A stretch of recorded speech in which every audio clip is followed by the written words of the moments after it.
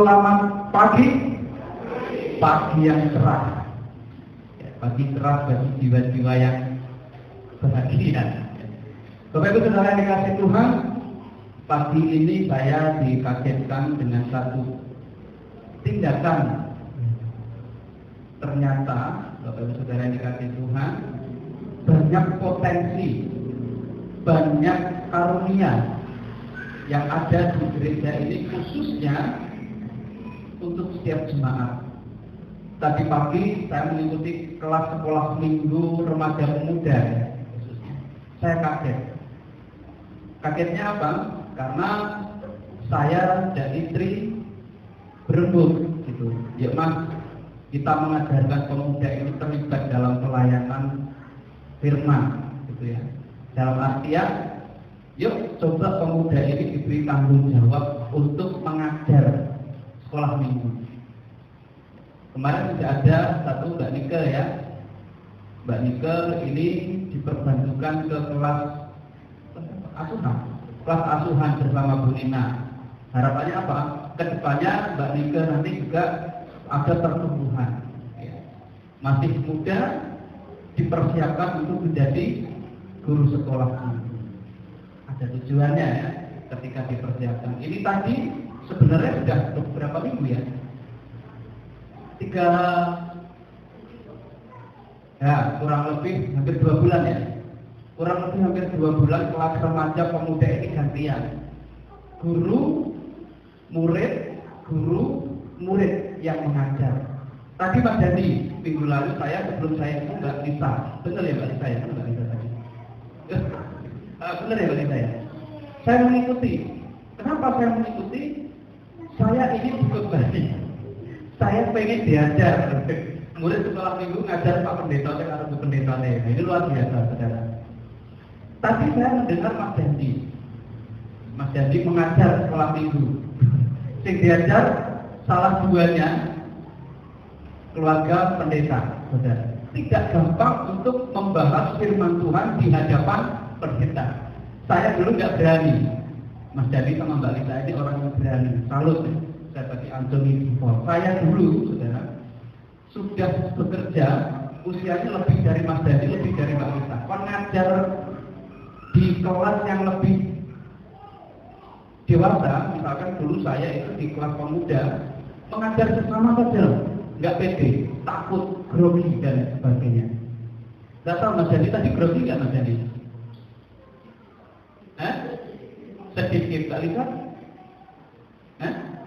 Takut? Orang berapa kok takut? Tapi satu hal saudara, ada kemauan untuk belajar, ada kemauan untuk mencoba, ada kemauan untuk bertumbuh.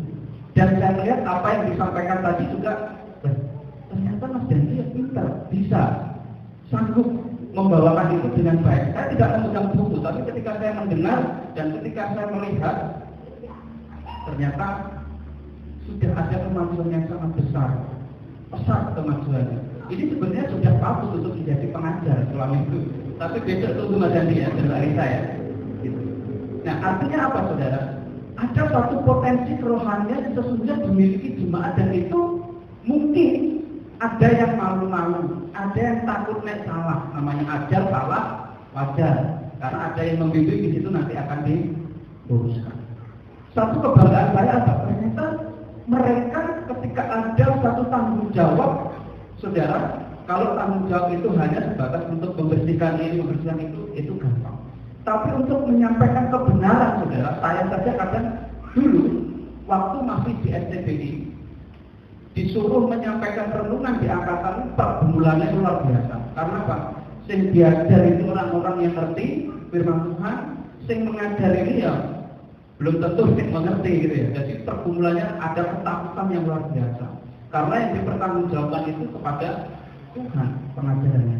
Meskipun ada buku ya tadi yang menolong ya, bukunya itu sangat menolong, ada buku guru, ada buku murid, dia tinggal belajar ikuti alurnya saja pasti bisa. Hanya ada kemauan atau tidak. Apa sih yang kami harapkan, saudara? Bukan tanpa sebab ketika kami mengajarkan seperti bukan kami malas, tidak.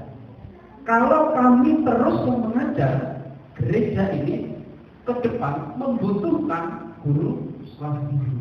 Ketika sudah mulai ada cikal, sudah ada benih, ini satu kesempatan bagi kita. Apa tugas kita? Memupuk, memelihara supaya terus bertumbuh. Nah mungkin besok kelas dewasa ya, terus dicoba ya, jadi giliran belajar. Jadi semua punya kesempatan untuk mengajar. Piye sih rasanya mengajar sesama? Apalagi ada Pak Pendeta Daniel, waduh, baik ngajari Pak Pendeta. Saudara akan tahu rasanya bagaimana menyampaikan renungan atau firman Tuhan di hadapan pendeta. Saya bukan itu. Intinya, saudara, ketika hal itu kami sepakati, kami lakukan, bukan karena kami ingin menyiksa, bukan karena kami menakut-nakuti, bukan.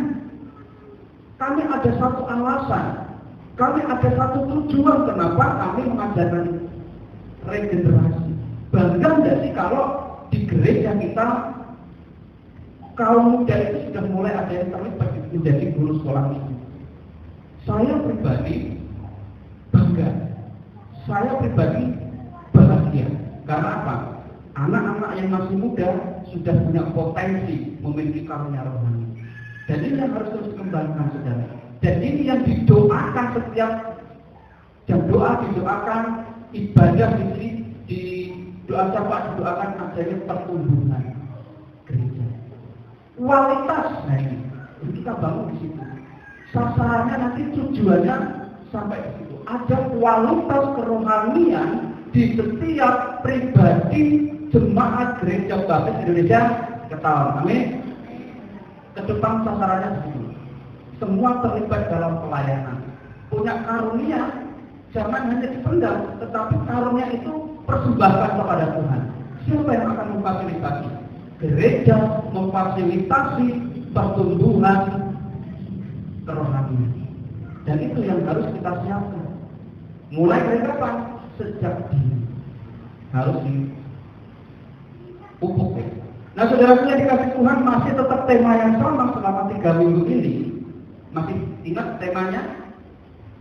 Bosan nggak dengar temanya, saudara? Kalau 3 minggu berturut-turut disampaikan, masa nggak ingat? Sayangnya nggak ada di sini.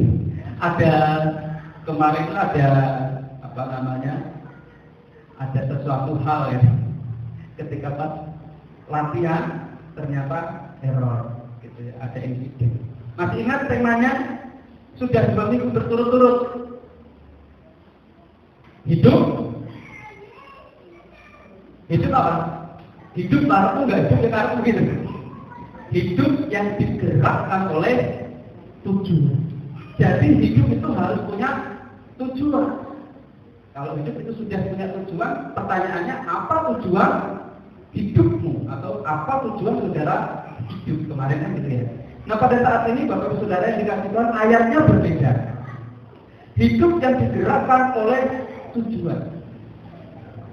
Tadi sempat saya singgung kelas sekolah minggu, kelas remaja pemuda, mereka diberikan tanggung jawab untuk mengajar. Ada tujuan. Nah harapannya setiap apa yang kita lakukan, apa yang kita kerjakan ada tujuan. Persekutuan yang akan kita lakukan besok akan kita adakan ada tujuan, ada tujuannya. Nah, jadi segala sesuatu yang dikerjakan, segala sesuatu yang dilakukan harus ada tujuan dengan jelas. Hidup yang digerakkan oleh tujuan bagian 3. Ini nanti dari ketiga dari 3 kita biasanya kan gitu. Kita akan melihat di dalam surat Yakobus. Nah, sekarang ayatnya beda. Yakobus pasal yang keempat, ayatnya ayat yang ke-13 sampai dengan 17. Ya, tentu kita mungkin ini sudah tidak asing lagi. Yakobus pasal 4 ayat 13 sampai dengan ayat 17. Pada perikopnya di situ berjudul jangan melupakan Tuhan dalam perencanaan. Saya akan bacakan. 13. Jadi sekarang, hai kamu yang berkata, hari ini atau besok kami akan berangkat ke kota Anu, dan di sana kami akan tinggal setahun dan berdagang serta mendapat untung. Sedang kamu tidak tahu apa yang akan terjadi besok. Apakah arti hidupmu? Hidupmu itu sama seperti uang yang sebentar saja kelihatan lalu lenyap. Sebenarnya kamu harus berkata, jika Tuhan menghendakinya, kami akan hidup dan berbuat ini dan itu. Tetapi sekarang kamu bermegang diri dalam congkakmu, dan semua pemegangan yang demikian adalah salah. Jadi jika seorang tahu bagaimana ia harus berbuat baik, tetapi ia tidak melakukannya, ia berdosa. Nah, saudaraku yang dikasihi Tuhan, surat ini adalah surat yang sangat luar biasa. Ketika merenungkan apa sih artinya ini, ketika merenungkan apa sih maksudnya kok firman Tuhan ini dikatakan seperti ini, apa sih maksudnya kok sampai ada tulisan yang menyatakan bahwa sesungguhnya ada satu hal yang itu harusnya dilakukan, tapi kok seolah-olah di sini dipapak, dicegah, dihadang dengan sesuatu hal yang bersifat kerohanian. Nah, saudara yang dikasihi Tuhan, di dalam menggapai tujuan ada 3 sikap yang harus dilakukan sehingga tujuan itu menjadi nyata. Siapa sih yang nggak pengen ketika memiliki satu harapan, memiliki satu tujuan, dan apa yang dia harapkan itu, apa tujuannya itu tercapai? Siapa yang nggak pengen seperti itu? Tentu itu yang dikehendaki, tentu itu yang diinginkan setiap orang yang punya tujuan dalam hidup. Aku pengen ini, aku punya tujuan ini, sasarannya ini, dan aku pengen apa yang menjadi kerinduan ini tercapai. Benar? So aku pengen punya mantu sing ganteng misalnya. Harapannya tercapai enggak? Pengennya, wah anak mantuku ganteng atau anak mantuku cantik, setidaknya memperbaiki keturunan. Misalkan contohnya. Nah, saudaraku yang dikasih Tuhan, ada sikap yang harus dilakukan sehingga tujuan itu menjadi nyata. Karena tidak semua yang menjadi tujuan di dalam hidup itu akan terrealisasi. Tidak selalu. Tetapi juga ada yang menjadi satu tujuan hidupnya itu bisa terrealisasi. Nah, ini ada 3 supaya tujuannya ini menjadi terrealisasi. 13-14. Jadi sekarang hai kamu yang berkata, hari ini atau besok kami berangkat ke kota Anu, dan di sana kami akan tinggal setahun dan berdagang serta mendapat untung. Sedang kamu tidak tahu apa yang akan terjadi besok. Apakah arti hidupmu itu seperti uap yang sebentar saja kelihatan lalunya. Itu gambaran manusia hidup. Benar? Nah, orang Jawa lebih apa ya? Bahasanya lebih enak didengar lagi. Wong murid itu tak dermok, hampir lebih enak ya, bisa menikmati air minum seger. Air minum itu rasanya apa bisa dinikmati. Nah ini hidup itu seperti uap. Uap itu apa? Nek banyu umek, bisa panas itu, lalu buk gitu kan? Ya hanya sekilas saja, karena anaknya hilang. Diibaratkan hidup seperti itu. Tapi ada kalimat menarik sebelumnya dan itu seolah-olah sangat mendukung apa? Hari ini atau besok kami berangkat ke kota Anu dan di sana kami akan tinggal setahun, berdagang, mendapat untung. Sepertinya ciri-ciri dia punya satu perencanaan. Sepertinya rencananya sangat tersusun rapi. Kami mau pergi ke kota Anu itu apa? Mana? Pokoknya kotanya Anu lah gitu ya. Di sini tidak disebutkan kota Anu ya. Itu menyebutkan dia melewati beberapa daerah di tempat tinggal Yakobus itu. Nah, saudaraku yang dikasih Tuhan, ada satu perencanaan. Yang pertama adalah perencanaan yang berdasar pada Tuhan. Perhatikan satu kesaksian yang dilakukan di sini. Mereka sudah punya perencanaan, kami mau pergi ke kota. Apa yang dilakukan ke kota? Kami mau tinggal di sana. Berapa lama? 1 tahun. Ngapain di sana? Dia berusaha berdagang. Apa tujuannya berdagang? Dapat untung. Benar nggak ini secara apa ya? Kalau kita mau melihat secara logika, apa yang dilakukan ini perencanaannya ini bagus. Dia mencari satu tempat yang sangat strategis untuk perekonomian. Dia di sana membuka usaha. Benar nggak? Ketika membuka usaha, setidaknya 1 tahun lah berusaha di sana dan endingnya apa? Dapat untung. Hebat kan? Ini satu perencanaan yang sistematis. Ini satu perencanaan yang sangat baik. Tetapi di sini ada satu pernyataan yang seolah-olah itu membatasi ruangnya bergerak menuju pada sasarannya tadi, dapat untung. Apa? Hidupmu itu seperti uang. Saudara itu semangat nih, aku harus ke sana berusaha supaya dapat untung. Tetapi ada orang sabar. Hidupmu itu seperti uang yang sebentar kelihatan lalu hilang. Hidupmu itu hanya sebentar di dunia ini. Mampir mobil lagi ya. Mampir kan nggak lama ya, namanya mampir nggak mungkin sampai nginep. Namanya mampir ngombe itu ya harus mampir ngombe selesai pulang. Artinya apa? Itu adalah satu pernyataan yang memiliki arti sesungguhnya tidak lama waktu atau tidak banyak waktu untuk gambaran kehidupan itu seperti uang. Artinya apa? Oke lah kamu punya perencanaan seperti itu, oke lah kamu punya tujuan yang mungkin membawa keuntungan bagimu, tetapi ingat hidupmu itu terbatas. Ada batas di mana engkau melakukan itu. Benar tidak? Ada batasnya orang melakukan hal itu. Dan kita lihat di sini, saudara yang kasih itu. Apa artinya di sini? Perencanaan itu benar, iya. Tetapi dasar dari perencanaan itu apa? Apakah hanya sekedar stop mencari keuntungan, ataukah ia punya dasar lain? Tapi di sini saudara dikasih Tuhan. Saudara tahu nggak sih Yakobus ini siapa? Tahu nggak saudara? Yakobus ini siapa? Apakah ini murid Yesus? Atau ini adalah Yakobus yang lain? Saudara yang dikasih Tuhan, ini bukanlah Yakobus murid Yesus. Tetapi Yakobus di sini adalah adik kandung dari Yesus Kristus. Makanya di pasal pertama saudara perhatikan, salam dari Yakobus, hamba Allah dan Tuhan Yesus Kristus kepada kedua belah suku perantauan, kepada kedua belah suku Israel. Di sini disebutkan Yakobus hamba Allah dan Tuhan Yesus Kristus. Dia menyebut dirinya sebagai hamba meskipun keturunannya dari ibu yang sama. Kenapa ia mengatakan seperti itu? Karena ia tahu betul bagaimana kekristenan itu. Dia menjadi orang yang percaya bukan sejak Yesus itu ada.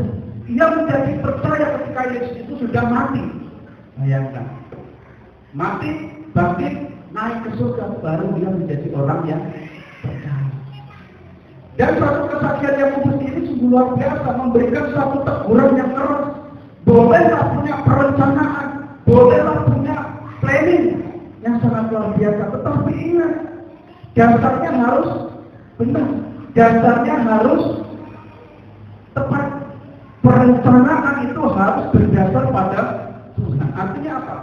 perencanaan itu harus disinkronkan, harus dikawinkan. Perencanaan itu harus dihubungkan. Apakah ini menjadi bagian rencana Tuhan atau hanya sebatas rencanaku?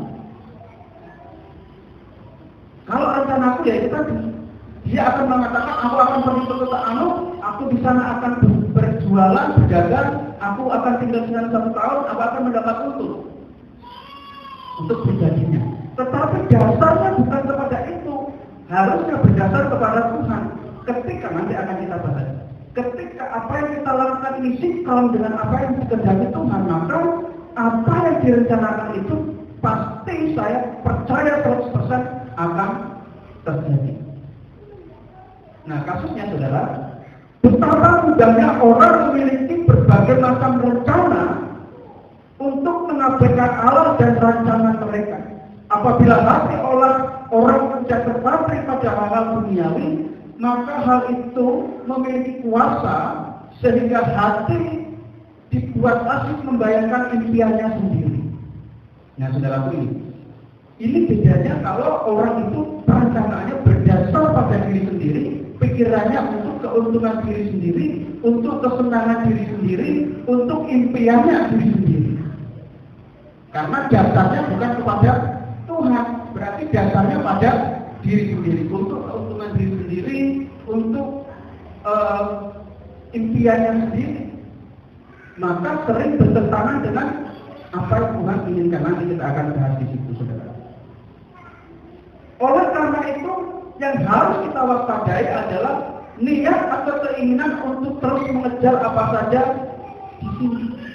Apapun yang kita kejar, apapun yang kita harapkan, apapun yang kita inginkan, meskipun kita punya planning, kita harus punya planning, saudara. Oleh karena itu harus terus digumulkan, harus didoakan, sertakan Tuhan, supaya apa yang kita doakan ini, setidaknya kita bisa tahu ini adalah bagian dari rencana Tuhan.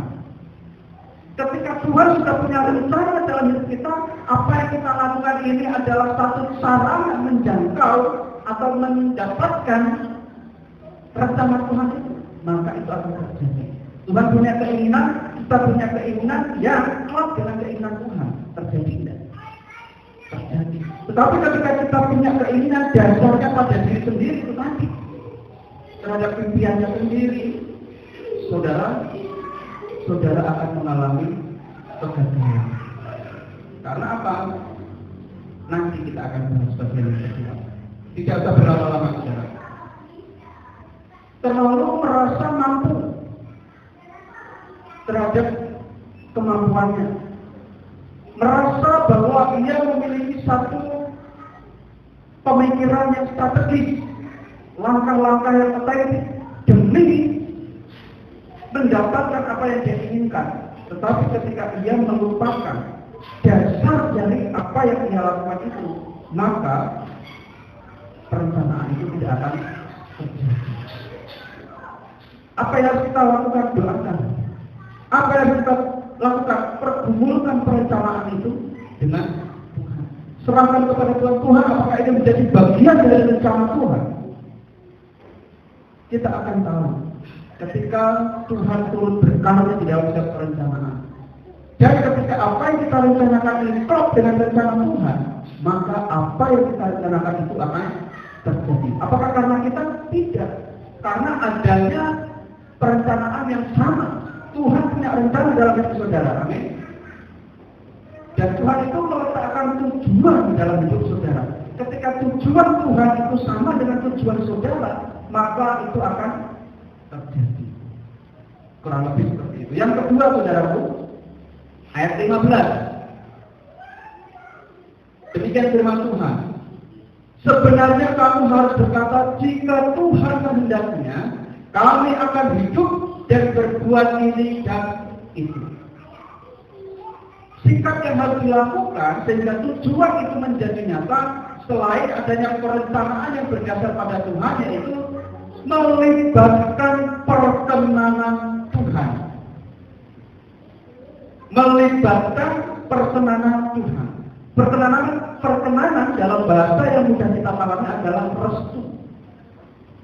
Nah, saudara, perkenanan itu apa sih? Bahasa gampang yang kita bisa dengar, yang bisa kita pahami secara sederhana adalah perkenanan itu adalah restu. Nek Gusti Allah wis merestui, nah gitu. Sama seperti ya kalau kita melihat di sini ya, gampangnya ngomong ini.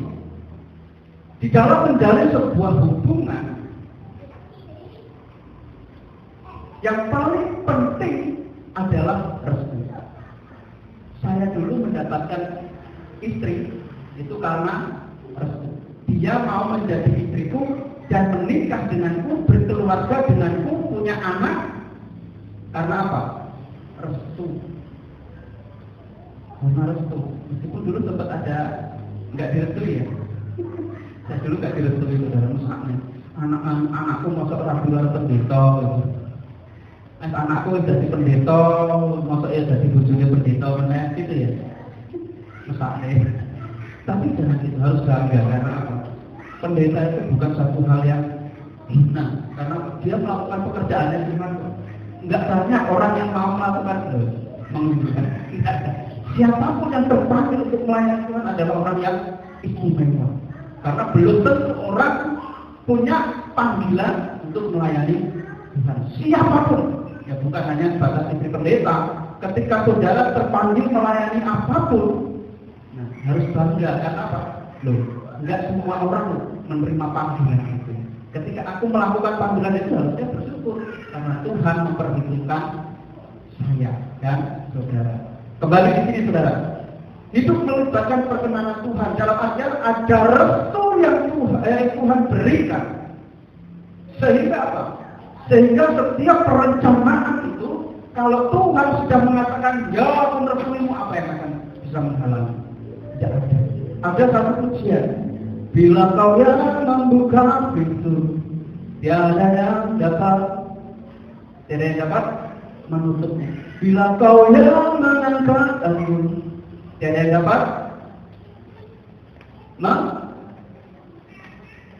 tiada yang dapat apa? Merendahkan. Kalau Tuhan itu sudah mengangkat, siapa yang bisa menghalangi? Kalau Tuhan itu sudah membuka pintu, siapa yang bisa menutup? Artinya apa? Kalau ada perkenanan Tuhan, kalau ada restu dari Tuhan, apapun itu akan terjadi. Apalagi di sini dikatakan seperti ini. Di ayat 15 silakan di situ perhatikan. Sebenarnya kamu berkata, jika Tuhan menghendakinya, jika Tuhan memperkenankan, jika Tuhan merestui, kan gitu ya bahasa lainnya. Jika Tuhan merestui, kami akan hidup dan berbuat ini dan itu. Perhatikan ini. Jika Tuhan menghendaki, kami akan hidup. Berarti hidup itu adalah kehendak Tuhan.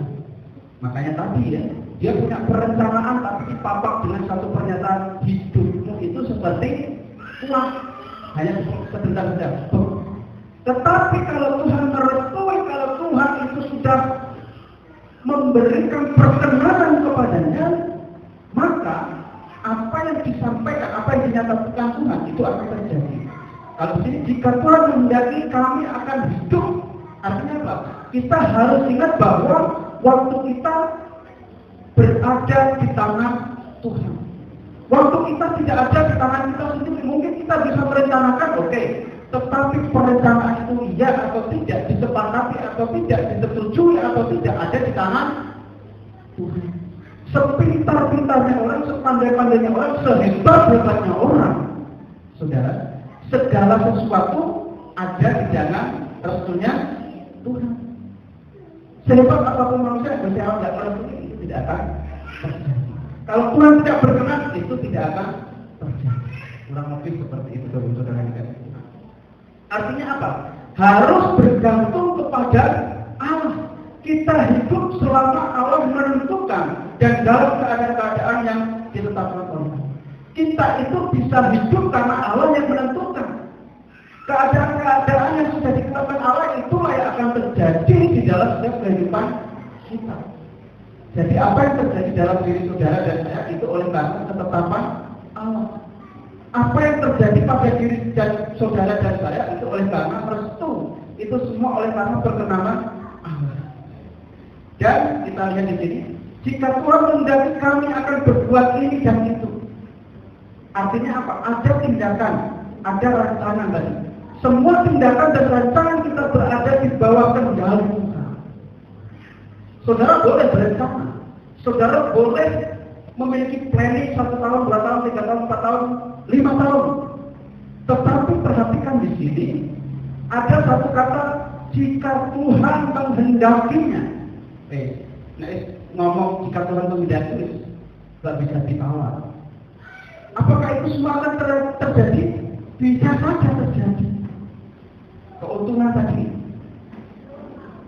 Kalau Tuhan menghendaki, kalau Tuhan tidak menghendaki, ya tidak akan terjadi, saudara.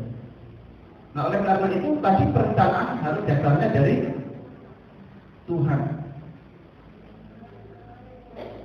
Tindakan semua apa yang kita lakukan, apa yang kita rencanakan berada di bawah kendali Tuhan. Bukan kita yang nyetir Tuhan. Tuhan harus mau. Ketika aku melakukan ini, Tuhan langsung dukung. Tetapi ketika kita melakukan seperti ini, kira-kira Tuhan setuju tidak ya? Itu yang harusnya nyata. Dibawa kepada Tuhan, Tuhan, nah aku seperti ini gimana Tuhan? Setuju tidak Tuhan? Nah itu yang harusnya kita lakukan. Lalu kita bisa merencanakan ini dan itu bagi diri kita sendiri, atau bagi keluarga, atau bagi sahabat. Tetapi ada kalanya Allah sang pemelihara menghancurkan segala ukuran yang kita tetapkan dan mengacaukan rancangan kita. Saudara, bisa saja Allah menghancurkan rencana kita. Apa yang saudara rencanakan, apa yang saudara planningkan, bisa saja Allah menghancurkan. Karena apa? Karena tidak sesuai dengan rancangan Allah. Satu gambaran ini, saudara. Saudara punya anak. Apa sih yang saudara harapkan dari anak saudara? Pak, aku pengen sok anakku jadi dokter. Sok nek aku tuwek berubah, cukup nek anakku gratis mungkin.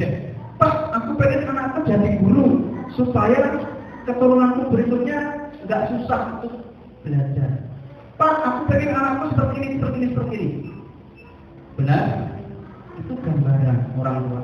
Dan harapan orang tua adalah anakku ini besok menjadi anak yang terbaik. Oleh karena itu aku harus membimbing dan lain sebagainya. Tapi saudara, kadang apa yang menjadi keinginan orang tua ini berbeda dengan apa yang menjadi keinginan anak. Dan apa yang menjadi keinginan orang tua belum tentu ini selaras dengan keinginan Tuhan. Artinya apa? Tuhan punya rencana dalam hidup setiap orang. Masing-masing orang berbeda. Apa rancangannya? Apa? Berbeda-beda. Saya dulu, bapak saya ngomong, selalu gede, jadi wong lanang sing iso ngewangi bebane bapak. Maksudnya, karena bapak tadi sok yang iso ngewangi macul bapak. Saiki macul rong patulan terus. Koyoke keju-keju. Artinya apa? Itu harapan orang tua. Tapi harapan Tuhan, ya harus menjadi seorang yang mencangkul. Tetapi apa? Mencangkul lahan untuk Tuhan. Membuka lahan untuk Tuhan. Supaya ketika benih itu ditabur, bertumbuh dan menghasilkan buah. Rupanya rancangannya beda. Wong tuane pengennya jadi tani anaknya. Bisa lanjutkan apa yang menjadi pekerjaan orang tua. Tapi Tuhan punya rancangan beda. Ya wes jadi tukang nyangkul. Tapi orang nyangkul lemah, tapi nyangkul hatinya jemaat. Supaya apa? Supaya hatinya bisa ditaburi firman Tuhan betul-betul menghasilkan buah. Ini rancangan manusia berbeda dengan rancangan Tuhan.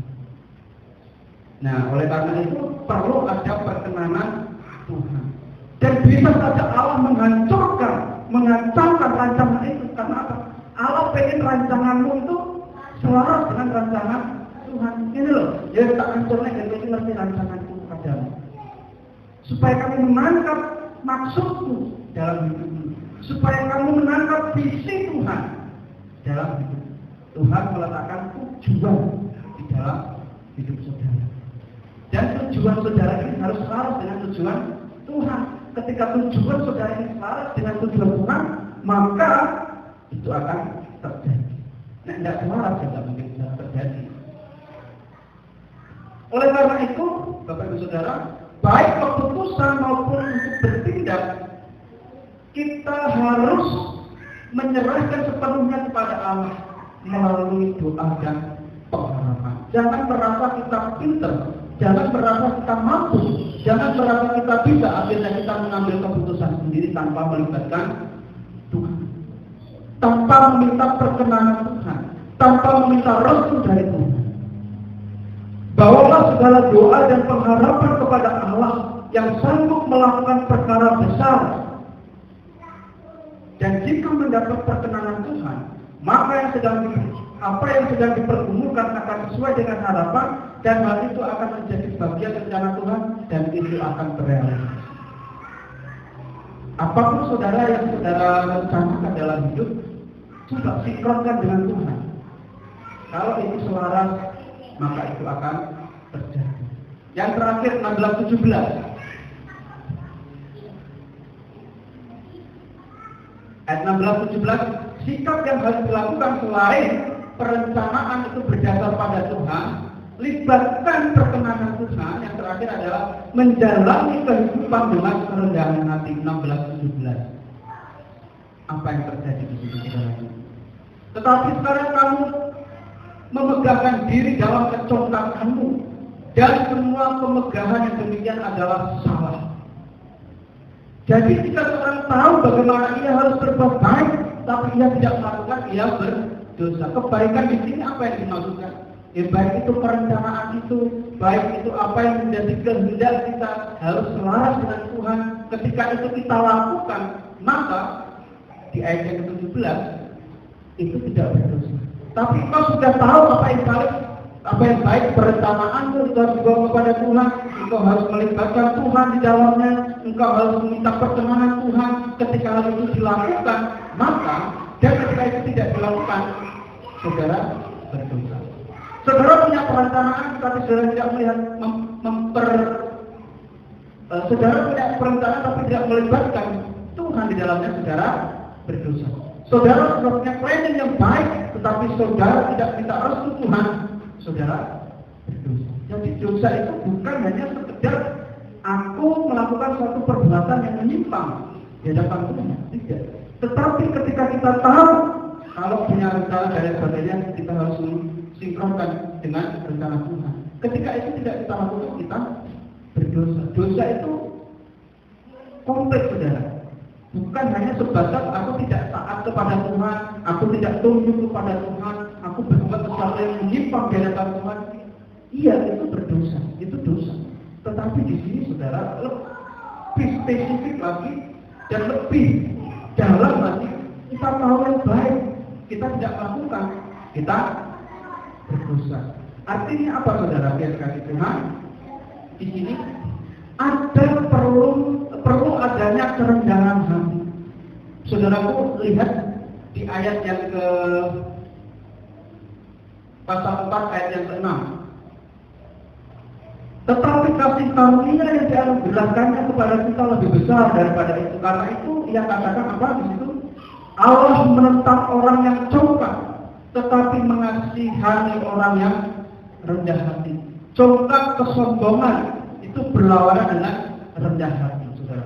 Kerendahan hati itu apa sih? Kerendahan hati itu adalah sifat tidak sombong atau sifat tidak angkuh. Nah, ini disebutkan. Lalu di dalam kamus berikutnya, kamus besar bahasa Indonesia, kerendahan hati itu adalah suatu sikap yang menyadari keterbatasan kemampuan diri.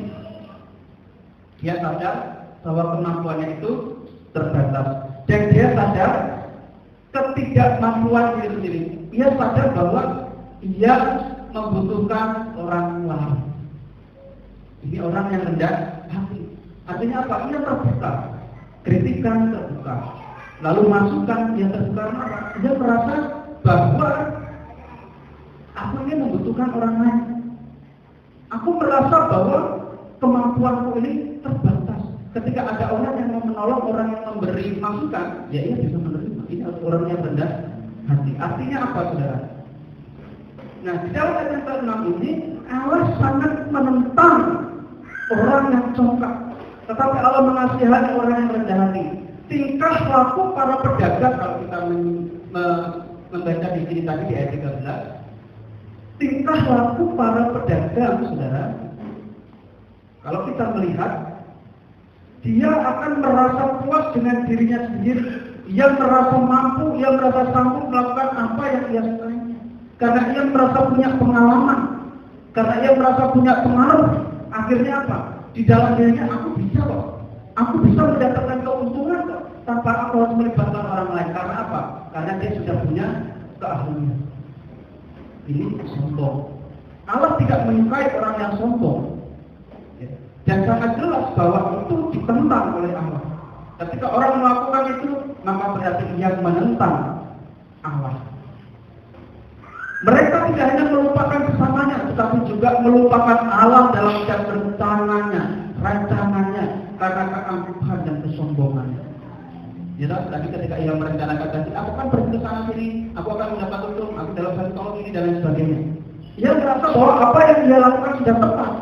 Ia merasa bahwa apa yang dia lakukan itu tidak membutuhkan orang lain. Ia tidak membutuhkan Allah, seolah-olah apa yang dia rencanakan itu pasti akan membuahkan hasil. Ini kesombongan. Dan Allah menentang. Maka yang harus dilakukan adalah perlu adanya kerendahan hati. Kerap kali sikap angkuh muncul pada diri kita, dan itu yang perlu kita waspadai. Mungkin kita sering merasa kita mampu, merasa kita bisa, merasa kita kuat dan tidak membutuhkan orang lain. Atau lebih parahnya, aku tidak butuh Allah, aku tidak butuh Tuhan. Seolah-olah kita bisa melakukan sendiri. Kemarin saya sudah siapkan satu video yang menunjukkan keangkuhan, kesombongan. Seolah-olah bahwa Tuhan itu tidak akan, ya yang sekarang lagi viral ya, saya melihatnya kemarin hang. Saudara kenal yang namanya Indra Kent? Ini kan lagi viral ya. Apa sih yang dia lakukan? Seolah-olah menantang Tuhan. Nggak mungkin Tuhan memiskinkan aku. Kayak itu kan orang kaya baru. Kaya, ya memang kaya, masih muda, usia 25 ya. Dia pamer, jam tangannya saja berapa miliar ya. Asetnya berapa miliar. Tidak ada usia 25 tahun yang sudah memiliki harta kekayaan seperti itu, kesombongan yang sudah dia sampaikan. Lalu ketika hati-hati loh, ketika ada netizen menyampaikan hati-hati loh, dimiskinkan Tuhan loh. Nggak mungkin Tuhan memiskinkan saya. Karena apa? Kalau saya ini berbuat jahat kepada Tuhan, saya berbuat dosa, saya berbuat baik kepada sesama. Saya bahasanya apa ya? Bersedekah. Saya bersedekah kepada orang-orang miskin, saya bersedekah kepada orang-orang lain, saya berbuat baik kepada orang lain. Ini apa? Membuat orang itu mikir, nggak mungkin aku akan memiskinkan. Oh ya wes, ampuni kalau kamu bersedekah. Seolah-olah Tuhan dipermainkan dengan pernyataan yang seperti itu. Bayangkan, loh dia itu siapa? Kok seolah-olah Tuhan diatur atau nggak mungkin? Dan akhirnya ketangkap, dimiskinkan lagi kami, saudara. Kenapa bisa seperti kesombongannya itu? Jelas kan di ayat yang ke-6 bahwa Allah sangat menentang orang yang congkak. Allah menentang orang yang sombong. Tapi Allah mengasihi orang yang rendah hati. Hati-hati saudara. Ya sama seperti pedagang ini tadi. Dia punya perencanaan yang seolah-olah sangat matang. Perencanaan itu sangat sistematis. Dan perencanaan itu masuk akal. Karena tempat yang berdagang itu adalah tempat yang sangat strategis. Dan akan banyak mendatangkan keuntungan sama kan? Aku nggak ada Tuhan pasti untung kok. Seolah-olah kan gitu. Aku nggak ada Tuhan juga bisa kok.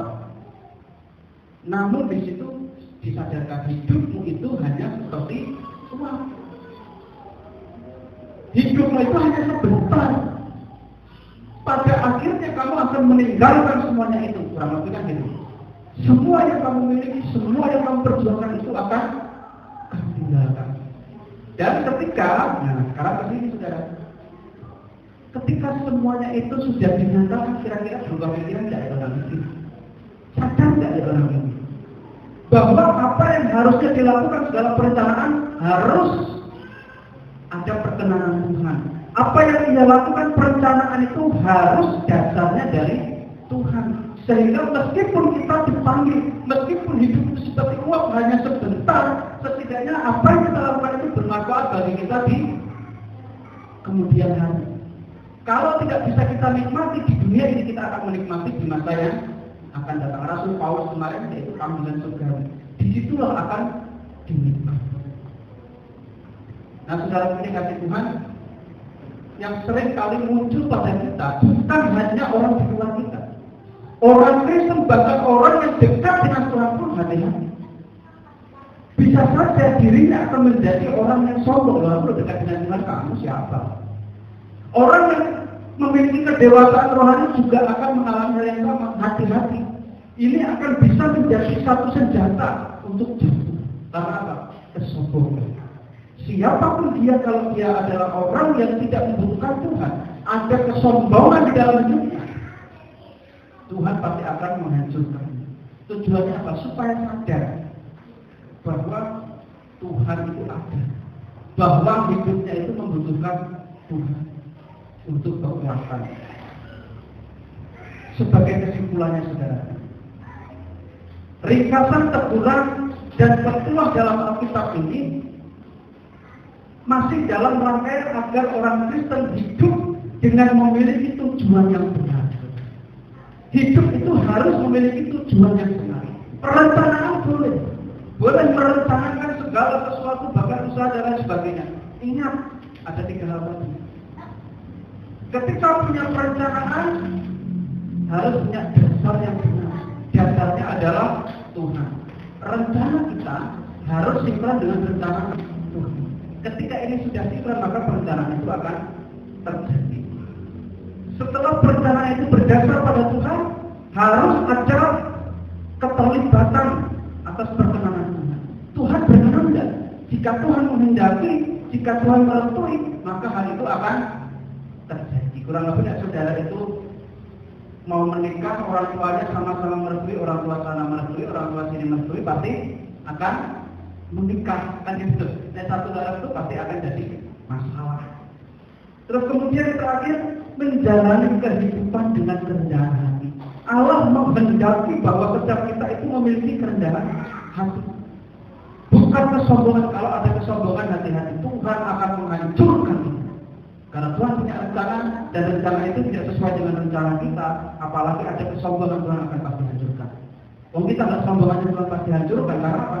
Supaya rencana kita dengan rencana Tuhan ini selaras. Nah, oleh sebab itu, Bapak Saudara yang dikasihi Tuhan, apa yang harus kita lakukan? Yang harus kita lakukan adalah apapun perencanaannya, bawa itu kepada Tuhan. Doa kita harus sampaikan kepada Tuhan. Tuhan, ini rencana. Setiap kita punya rencana, bawa kepada Tuhan. Supaya ada perkenanan Tuhan, supaya ada restu Tuhan, dan lakukan itu dengan kerendahan hati. Bahwa aku tidak mampu sendiri Tuhan, aku hanya mampu ketika Tuhan melakukan itu untuk. Dalam artian apa? Ada kebergantungan pada Tuhan, aku bergantung padamu. Biarlah ini kami lakukan, tapi Tuhan yang berkuasa atas apa yang kami lakukan. Sehingga apa yang kami lakukan ini Tuhan, oleh karena perkenanan Tuhan, dan itu akan terjadi. Amin. Setiap apapun yang ada dalam kehidupan saudara, perhatikan, minta perkenanan Tuhan. Rencana saudara, segala perencanaan saudara yang saudara buat, bawa kepada Tuhan. Minta perkenanan Tuhan, minta restu dari Tuhan. Dan yang tidak kalah penting, berikan hatimu. Mintalah kepada Tuhan dengan rendah hati, merasa bahwa kau tidak mampu melakukan itu, hanya Tuhan yang mampu. Saudaraku, jika 3 hal ini saudara lakukan dengan ketulusan, maka apa yang akan menjadi perencanaan Tuhan dalam hidup saudara itu akan terjadi. Banyak kegagalan terjadi karena apa? Karena apa yang kita lakukan ini tidak sesuai dengan rencana. Tetapi kalau itu sudah menjadi bagian rencana Tuhan dalam hidup kita, pasti akan terjadi. Amin. Kiranya firman Tuhan ini memberkati kita, menguatkan kita bahwa hidup itu harus punya tujuan. Di dalam menggapai tujuan saudara, ada 3 hal ini. Libatkan Tuhan. Tuhan itu harus menjadi dasar dari tujuan yang saudara planning, yang saudara rencanakan. Dan lakukanlah itu, kerjakanlah itu dengan kerendahan hati. Saudara tidak mampu melakukannya sendiri. Saudara tidak bisa mengerjakannya sendiri. Saudara bisa oleh karena Tuhan yang memberikan kekuatan sehingga kita dimampukan, dan itu akan terjadi. Saya mengundang pemain musik masuk ke depan. Saya mengajak saudara untuk mengambil saat teduh sejenak. Renungkan firman Tuhan ini. Tuhan punya rencana dalam hidup saudara. Tuhan sudah meletakkan satu tujuan di dalam hidup saudara. Akankah saudara akan melakukannya? Akankah saudara akan mengerjakannya dengan kekuatan saudara sendiri, kemampuan saudara sendiri, kekuatan saudara sendiri? Ataukah saudara akan meletakkan semuanya itu atas dasar bahwa ini adalah rancangan Tuhan yang ada padamu? Akankah saudara menjalankan perencanaan itu oleh dasar saudara mampu? Jangan. Tetapi dasari bahwa perencanaan saudara itu oleh karena perkenanan. Mintalah perkenanan Tuhan dalam perancangan saudara. Dan juga yang tidak kalah pentingnya saudara, datanglah kepada Tuhan dengan kerendahan hati. Saudara merasa tidak mampu, saudara merasa tidak bisa, saudara merasa tidak dapat melakukan itu sendiri. Dan bergantunglah pada Tuhan. Minta kekuatan Tuhan untuk mampu melakukan semuanya itu. Sehingga apa yang menjadi rancangan, apa yang menjadi tujuan saudara, Tuhan akan menggenapinya. Hidup yang digerakkan oleh tujuan. Saudara punya tujuan di dalam hidup, libatkanlah Tuhan di dalam.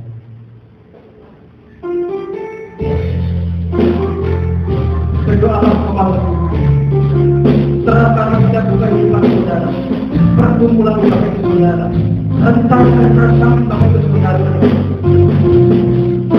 dikerahkan yang dikasih saudara. Berdoa kepada Tuhan.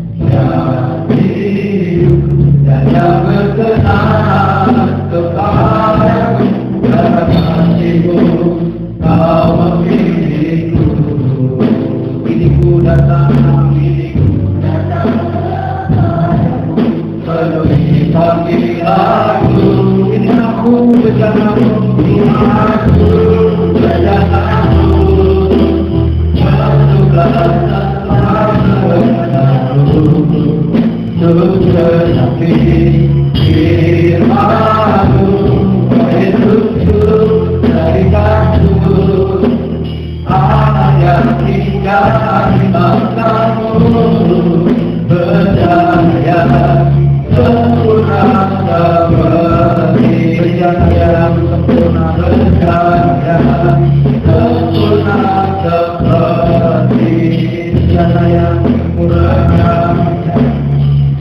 sempurna seperti pujian ini Tuhan. Inilah hidup kami, seluruh kehidupan Tuhan kami persembahkan kepada Tuhan sebagai persembahan yang hidup, yang berkenan kepada Tuhan. Setiap apa yang kami lakukan, setiap apa yang kami kerjakan Tuhan, biarlah ini Tuhan menjadi satu persembahan untuk Tuhan. Tuhan, terima kasih untuk firman-Mu yang mengajarkan kepada kami semua bahwa kami hidup itu digerakkan oleh karena tujuan, dan setiap kami yang memiliki tujuan harus menyatukan dengan tujuan Tuhan dalam hidup kami.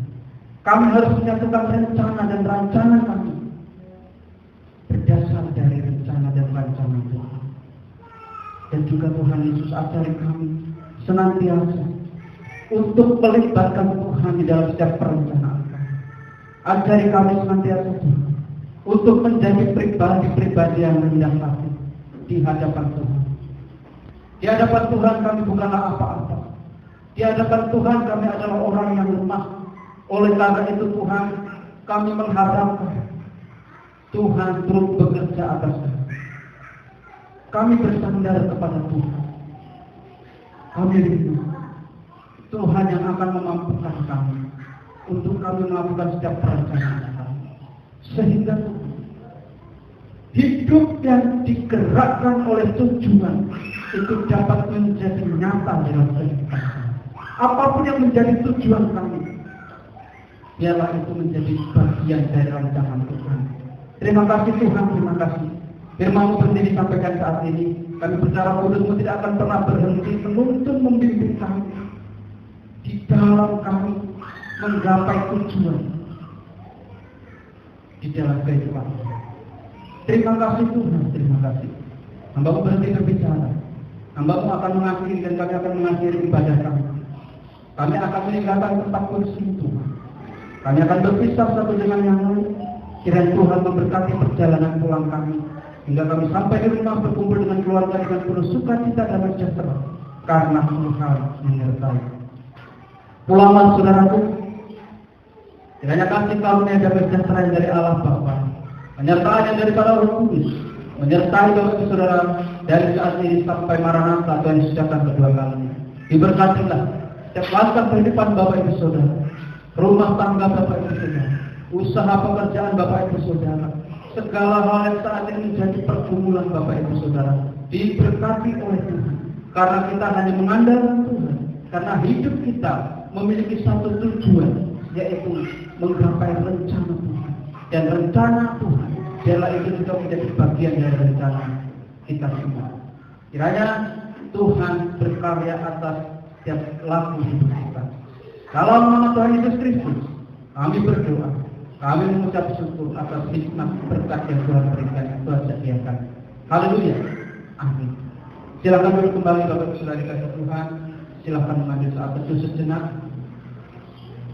Silakan berdoa mengucap syukur kepada Tuhan.